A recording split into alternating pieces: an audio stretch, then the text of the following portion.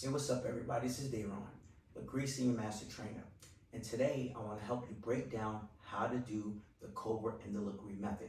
Now, this breakdown will apply to all of the Lagree machines: the Micro, the Mini, the Mega Pro, the M3, and the M3K Plus.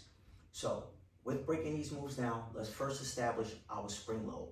The first spring load we want to have baseline in this particular move will be one black spring, and that's again going to apply to our micros, minis, and mega pros. If we're on our M3s and M3K pluses, that's going to be one yellow spring.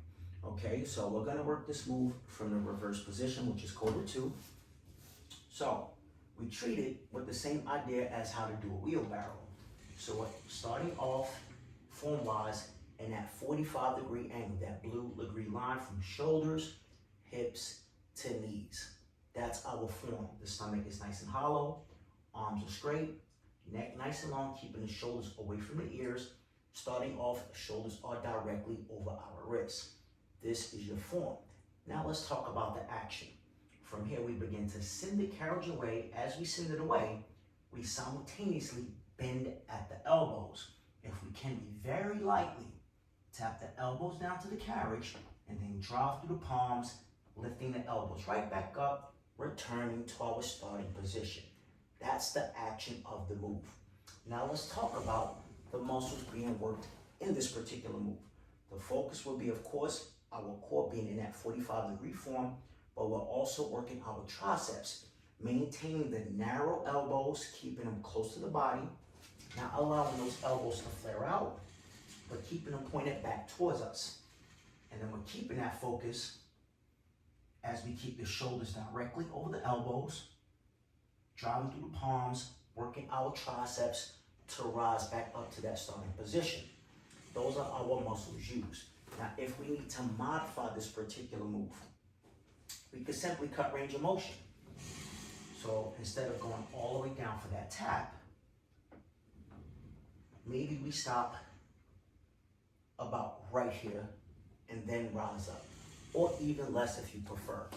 Another way to modify would be increasing your tempo. So baseline, when I train this move, I talk about working in an 8 to 10 tempo pace. But if that 8 to 10 is going to be too challenging, which is going to be longer tempo, meaning the muscles are going to be under tension a lot longer, making them work a lot harder, we can then take it from maybe 8 to 10 to about 4 to 6.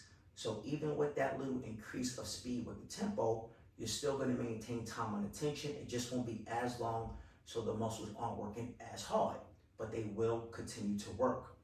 Now, with that, you can also modify, which is going to be your last option, by adding an additional spring. So if we're on our micros, minis, mega pros, we can add that additional black spring. Now again, I want to reiterate, that's going to be your last option. The purpose of it being your last option, you're going to maintain time under tension. If we stop mid-move to go crawl forward and take off the springs or add springs, you're going to lose some of that time under tension. So I prefer you to either take the option of speeding up your tempo slightly or cutting your range of motion. Those are going to be the first two ways we want to make sure we modify before we do anything else, okay? Now let's talk about how we can advance this move. So with that said, it's going to be the opposite of what we did to modify. So if we were working at 8 to 10 in this move currently, we could make it a bit more challenging, taking it from 8 to 10 to maybe 10 to 12, 10 to 15, going super, super slow. Again, the slower you go in the move, the longer the muscles are gonna work, maintaining that time under tension. So slowing it down even more so is gonna make this move more advanced, okay? Another way to make this more advanced is doing it from your feet. So we were working this move like this initially. If we felt like that's simply too easy, come on up to your feet and you can do the same exact thing. Now with that said, even though it's an advancement, you can still use modifications within it. So that means you don't have to take the elbows all the way down.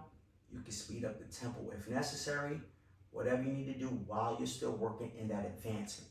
And of course, the very last option is going to be to then take off the spring and add on that one white super light spring if we're on our micros, minis, and mega pros. That super light is going to be the way where we feel like it's not a whole lot of spring assistance in it, so those muscles are working a lot harder, because it's really up to you to make that carriage come back to the starting position, okay? And our placement in that, like I said, maybe our hands are either on the carriage, maybe 2, 3, 4 line. You can maybe even use the carriage handles. Your knees are going to be around the 0 or on the front platform, or you're going to be on your toes. Those are going to be your different placement options while working this move. Now, we can also work this move from different places on the machine. So I'm showing you currently the reverse, which is the Cobra 2. Cobra 1 is going to be knees on the carriage, hands on the platform. Cobra 3 is going to be that giant reverse, knees on the carriage, hands on the back platform.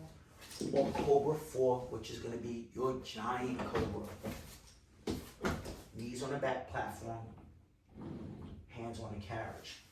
And with this, you have a few variations that you can work with it as well.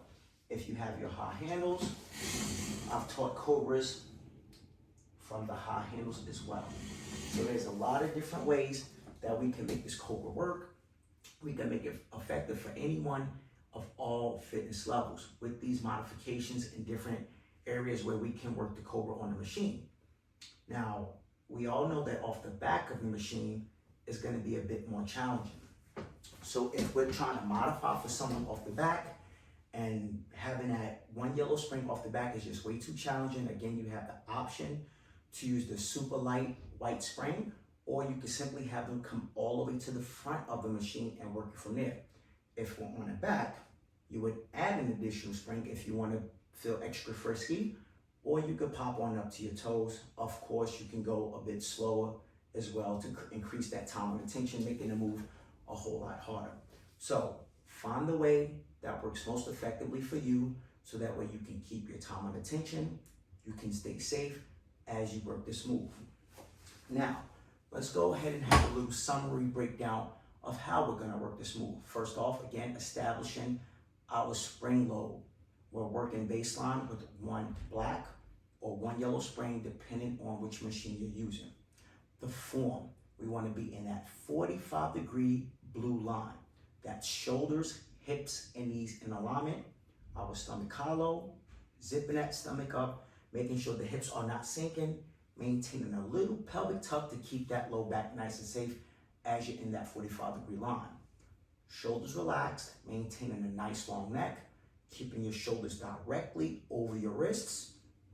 And then from there, we want to talk about the action, which is extending the carriage away as we simultaneously bend at the elbows, keeping the shoulders directly over the elbows at all times.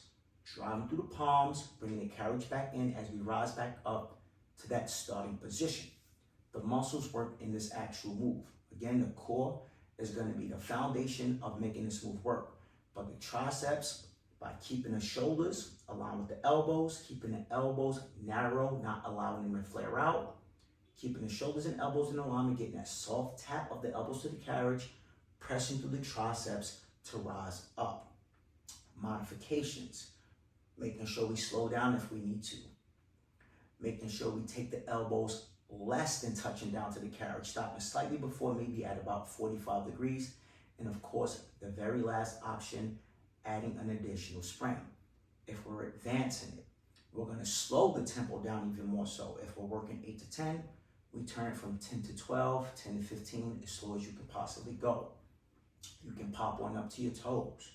Or, again, you can add that additional spring. Take off that spring and put on a white super light spring, which is going to give you very little help, making the move a lot more challenging. And off the back, we would take off the one yellow or the one black and add the super light spring to modify, increase tempo, of course. And if we're advancing it, we're going to add a black spring or add a yellow, or simply do it from the toes. So I hope this breakdown was helpful, making sure we understand that every option here can apply to all fitness levels, so everyone can get their Lagree workout in. I hope this was helpful, and I look forward to seeing you in our next video as we break down more Lagree moves.